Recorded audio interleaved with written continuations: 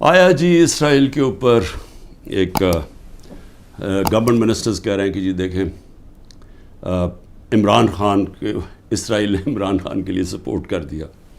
پہلے تو یہ ذرا میرے بیان سن لیں. یہ جب میں پرائم منسٹر تھا یہ میرے بیان صرف یہاں نہیں ہیں, 2 پاکستان میں بھی ہیں اور امریکہ کے اندر جا کے میں نے یہ بیان دیا ہے. یاد رکھیں امریکہ کے اندر سب سے تکڑی لابی اسرائیل کی لابی ہے. امریکہ کے اندر سننے کے میں نے بیان کیا دیا اور پاکستان میں بھی پرائم منسٹر ہوتے ہوئے. Next questioner. There's been talk about Pakistan forming relations with Israel, and we know the winds of change are blowing through the Middle East. Is this in the cards and why? I'm afraid I don't know where this has come from. It's not. Pakistan has a very straightforward position, and it was a founder of Pakistan, Quaid-e-Azam, Muhammad Ali Jinnah, who was very clear that, there has to be a just settlement, a homeland for Palestinians before Pakistan can recognize Israel. جو بھی کوئی ملک کرے, ہمارا تو موقف بڑا clear ہے اور ہمارا موقف قائد اعظم محمد علی جناح نے 1947 میں کلیئر کر دیا تھا, 1948 میں, کہ ہم اسرائیل کو کبھی تسلیم نہیں کر سکتے جب تک فلسطینوں کو ان کا حق نہیں ملتا, ان کو ایک جسٹ سیٹلمنٹ نہیں ہوتی. جو 2 نیشن تھیوری تھی پیلسٹینین کی کہ ان کو پورا ایک ان کی اسٹیٹ ملے جو کہ پیلسٹینین فیصلہ کریں, ٹھیک ہے. جب تک وہ نہیں ہوتا, اگر ہم وہ تسلیم کر لیتے ہیں تو ہمیں پھر کشمیر کا بھی, ہمیں ایگزیکٹلی سچویشن کشمیر کا ہے تو ہمیں وہ بھی گیو اپ کرنا چاہنا چاہیے. تو اس لیے پاکستان نہیں تسلیم کر سکتا اسرائیل کو. اب امریکہ میں میری بیان کی کیا اہمیت ہے, کیونکہ یہ جو 2 ہیں نا, نواز شریف اور زرداری یا ان کے بچے, میں چیلنج کرتا ہوں کہ یہ جا کے امریکہ کیا پاکستان میں بیان دے دے ان کے خلاف, لیکن امریکہ میں جا کے دے.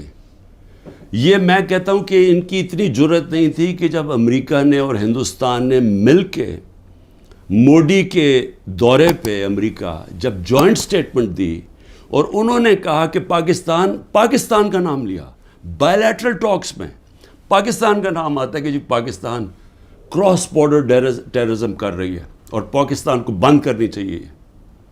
کسی کا بیان نکلا کسی کے منہ سے, کہیں وہ بیٹھا ہوا نواز شریف کہ اس کے منہ سے کوئی آواز نکلی, کہیں زرداری کے منہ سے کوئی آواز نکلی؟ نہیں نکلے گی. جب 400 ڈرون اٹیک ہو رہے تھے پاکستان میں, جو دنیا میں کوئی مثال ہی نہیں ہے کہ آپ جس کے لیے جنگ لڑ رہے ہیں وہ آپ کے ملک میں ڈرون اٹیک کر رہے ہیں, ان کے منہ سے ایک لفظ نہیں نکلا. اور میں آج اپنی اسٹیبلشمنٹ سے پوچھنا چاہتا ہوں کہ آپ ان لوگوں کی آج حمایت کر رہے ہیں جن کے اربوں روپے نہیں ڈالر باہر پڑے ہوئے ہیں.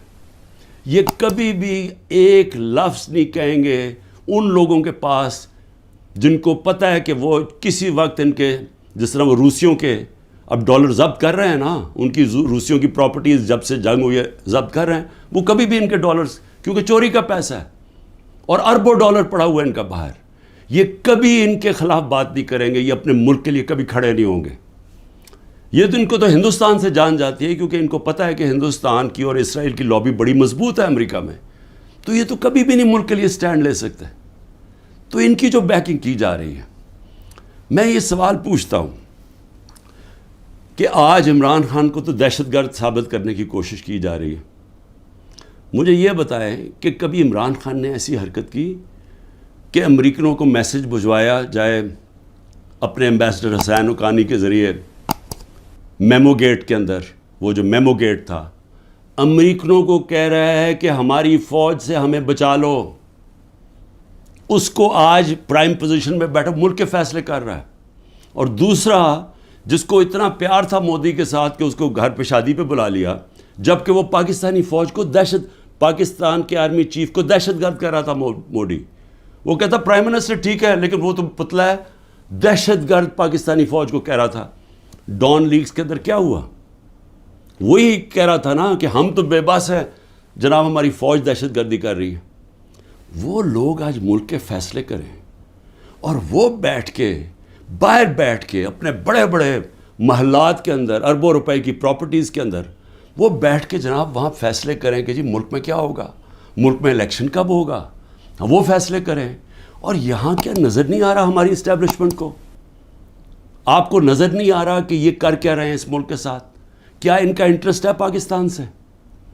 کیا جب مشکل پڑی یہ ملک سے باہر نہیں بھاگے؟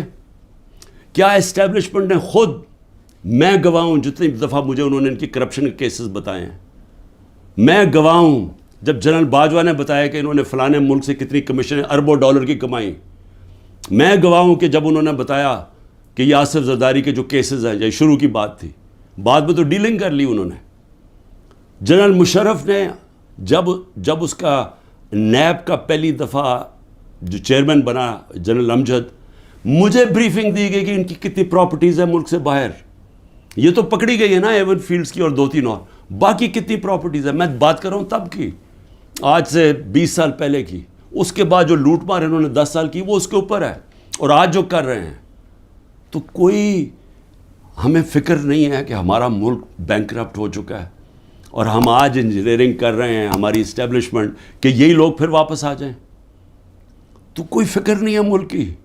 کیا یہ عمران خان نے کوئی ٹھیکہ لیا ہوا ہے کہ وہ سارا وقت یہ سارا برداشت کرے یہ جو ہو رہا ہے آج، اور صرف وہی اسی کے اوپر سارا رکھے کہ جی اس کو کسی طرح دبا دو؟ کس کا فائدہ ہے اس میں؟ اور اس لیے میں آخر میں صرف یہ کہنا چاہتا ہوں کہ دیکھیں یہ بڑی خواب ہے پاکستان کی، بڑا، اس کے لیے بہت بڑے ذہن تھے علامہ اقبال، اس کے لیے جس نے کس طرح کی سٹرگل کی، وہ بہت ہی بڑے لیڈر تھے، قائد اعظم، اور وہ لوگوں نے اس ملک کو جس طرح بنایا، اور جس طرح قائد اعظم نے جب پہلی دفعہ پاکستان آئے، جب ابھی پاکستان نہیں بنا 3 ہفتے پہلے آئے، تو انہوں نے کہا کہ اپنے اے ڈی سی کو کہ میں نہیں سمجھتا تھا کہ میری زندگی میں یہ پاکستان بنے گا۔ یہ وہ ملک تھا، اور ہم نے اپنی آنکھوں سے ہمارے بڑوں کو سنا، کیونکہ ہم تو پاکستان میں پیدا ہوئے تھے، سارے ہمارے بڑے کہتے تو کتنے خوش قسمت ہو، آزاد ملک میں پیدا ہوئے، اور یہ ہمیں بدترین غلامی کی طرف جو لے کے جایا جا رہا ہے، نہ کوئی انسانیت رہے گی، نہ کوئی حقوق ہے، جو مرضی چاہے کریں، کوئی قانون توڑیں، چوروں کو اوپر بٹھا دو، جو فورن پالیسی ایسی ہے کہ ہم ساری دنیا میں ذلیل ہو رہے ہیں آج، جن سے اتنی محنت کی کہ جی ہم امریکہ کو خوش کر رہے ہیں، وہ جا کے انہوں نے ذلیل کر دیا۔ ساتھ والا ہمسایہ اوپر جا رہا ہے، وہ کہتا ہے ان کی فکر ہی نہ کرو، یہ اپنے بوجھ میں ہی اب گرنے لگا ملک۔ اور اس وقت انہی لوگوں کو جو 30 سال سے اس ملک کی خون چوس رہے تھے، آج ان کو آپ پھر تیاری کرا رہے ہیں اوپر بٹھانے کے لیے۔ میں ابھی بھی کہہ رہا ہوں کہ یہ جو ملک ہے، یہ 27ویں رمضان کو بنا تھا، یہ بڑی خواب کا نام ہے، اور ہم سب کو، ساروں کو، میں سب کو کہہ رہا ہوں کہ ہمیں اس کے لیے جد و جہد کرنی پڑے گی، اور میں انشاءاللہ پھر سے میں ریپیٹ کرتا ہوں، میں بار بار کہتا ہوں، جو بھی ہو جائے میں بھی ہر قربانی کے لیے تیار ہوں اس ملک کی آزادی کے لیے، اور میں آپ سب کو کہہ رہا ہوں کہ آپ کو تیار ہونا پڑے گا قربانی کے لیے، کیونکہ آزادی گھر میں بیٹھ کے نہیں ملتی، زنجیریں گرتی نہیں ہیں، توڑنی پڑتی ہیں، جد و جہد کرنی پڑتی ہے۔ پاکستان زندہ باد۔